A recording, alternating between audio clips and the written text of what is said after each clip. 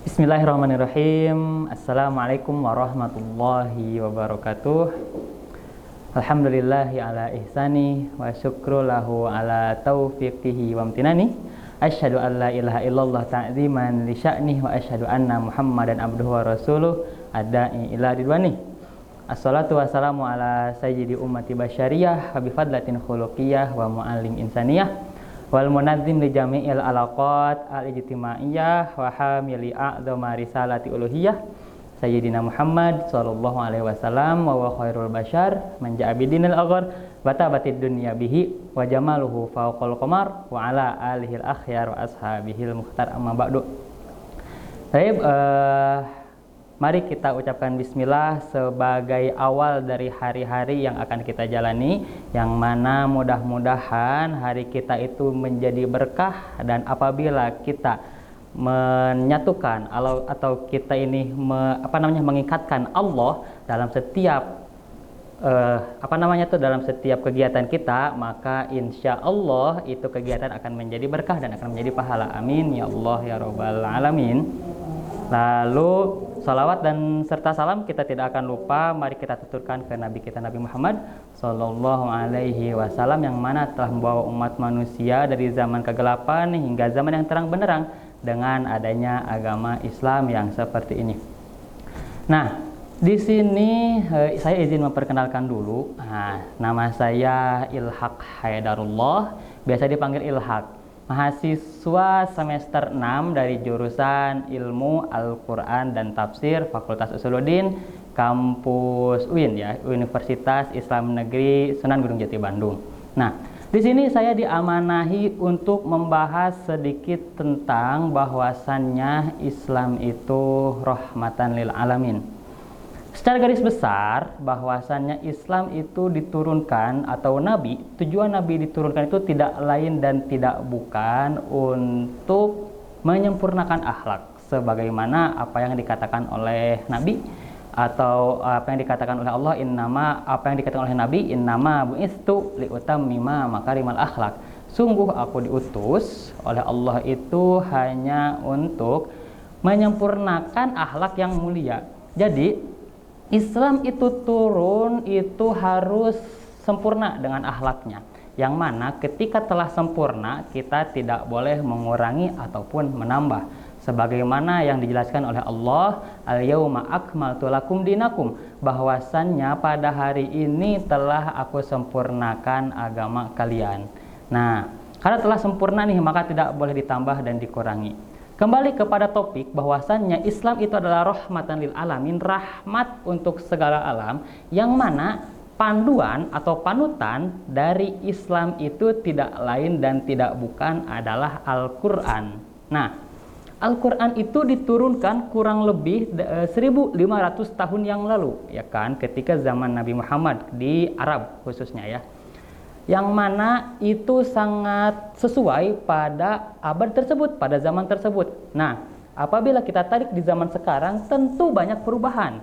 Tentu banyak perubahan dari zaman yang kian berkembang. Nah, oleh sebab itu, penafsiran tentang Al-Quran juga kian berkembang, supaya membuktikan bahwasannya Al-Quran itu sholihun likulli zaman wal makan, sesuai di setiap tempat dan sesuai di setiap waktu. Nah, Islam sebagai rahmatan lil alamin ini tidak terlepas dari yang namanya Al-Quran.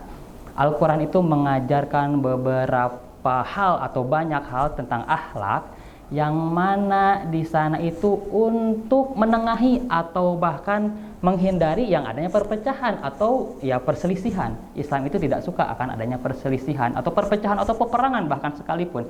Makanya untuk teman-teman sekalian, jika ada salah satu tokoh yang menggebor-geborkan Islam tapi dengan hal yang kekerasan, itu berarti bukan Islam yang sesungguhnya.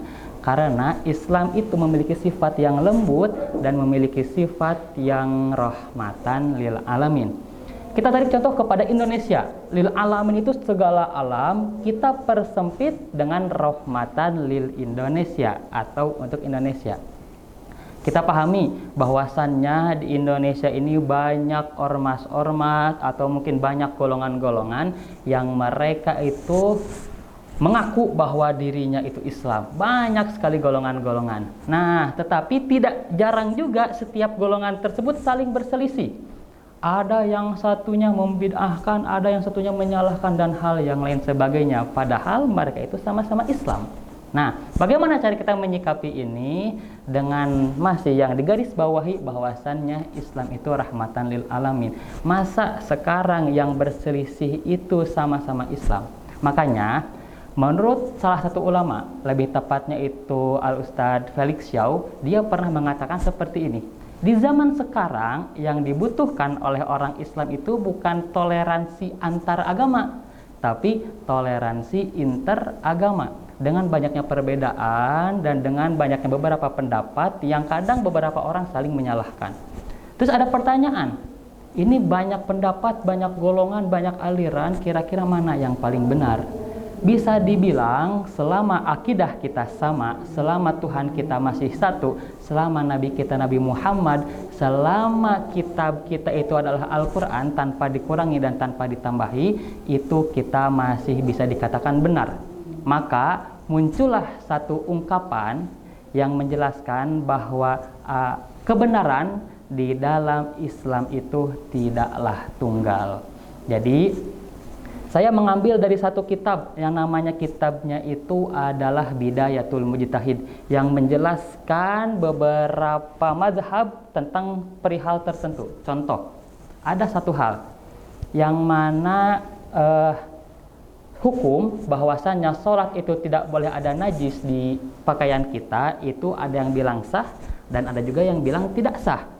Yang kita tahu kan tidak sah. Masa kita sholat tapi di pakaian ada najis? Tentu tidak sah dong. Nah, itu dalilnya ketika Nabi Muhammad sedang sholat, ketika sedang safar, sedang sholat, lalu di sepatunya atau di sendalnya ada sedikit kotoran dan malaikat Jibril itu memberitahukannya bahwasannya itu ada kotoran dan Nabi Muhammad melepaskannya.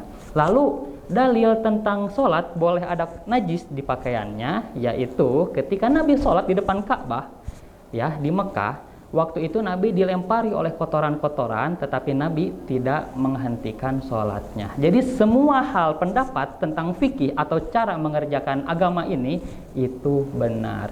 Dan ada satu lagi cerita yang sebagai penutup dari pertemuan kita, satu cerita yang sangat mungkin terkenal. Ya, ada cerita tentang guru dan murid. Gurunya Imam Madhab, Imam Malik, muridnya juga sama, Imam Madhab, Imam Syafi'i, yang mana Madhab Syafi'i ini banyak sekali di Indonesia. Perihal rizki, karena murid itu ingin menjelaskan bahwasannya dia benar, dia berkata seperti ini, Ustaz, wahai guruku, bahwasannya rizki itu harus dicari.